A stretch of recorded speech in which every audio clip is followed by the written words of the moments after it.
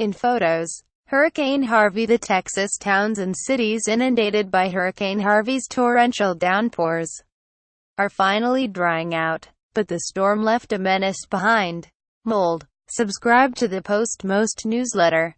Today's most popular stories on the Washington Post just 24 hours after a heavy rain.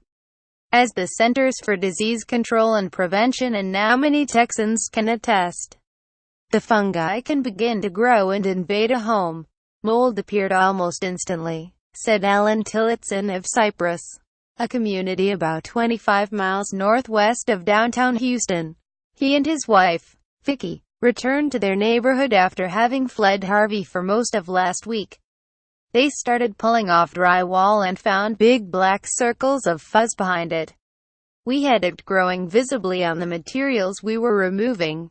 The goal is to get all the wet stuff out before it becomes a science experiment. Blossoming on walls, on furniture, on clothes, and potentially in every crevice and corner of every soaked property.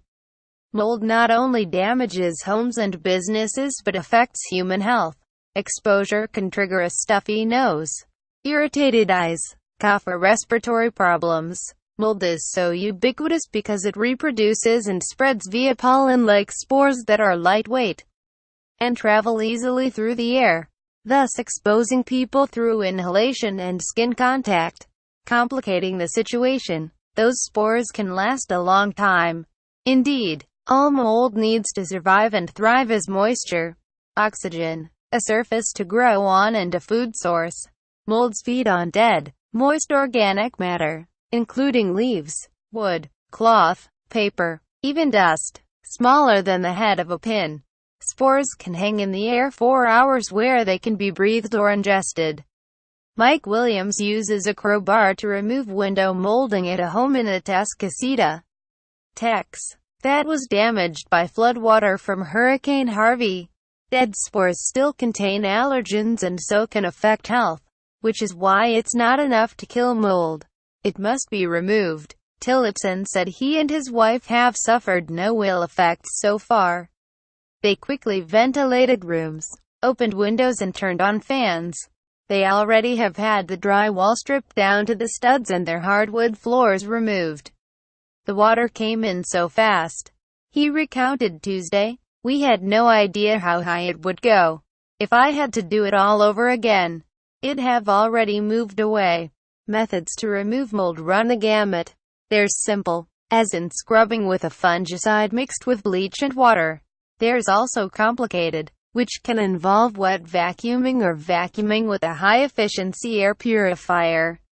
Yet mold expert Nick Gramico, founder of the National Association of Certified Home Inspectors, thinks some victims of Hurricane Harvey may not ever be able to remove all the mold. Mold can be hidden behind walls where spores are not detected, and mold can grow very rapidly within days. He said, mold is literally a monster that grows like that vintage movie, The Blob. It doesn't die. If it has food and water, it will live forever. With thousands of homes and businesses along the Texas Gulf Coast unreachable for days and perhaps uninhabitable for weeks or months, Gramico said many structures likely can't be rescued. Where homes have been in standing water for so long, the cure for most of these mold problems is going to be a bulldozer. He warned, the homes are going to have to be raised. Among the steps the CD recommends for getting rid of mold after flooding are: throw out items that cannot be washed and disinfected, such as mattresses, rugs and carpets, upholstered furniture and books. Remove and discard wet or contaminated drywall and insulation.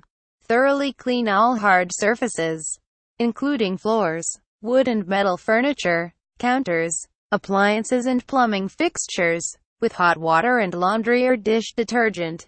Read more.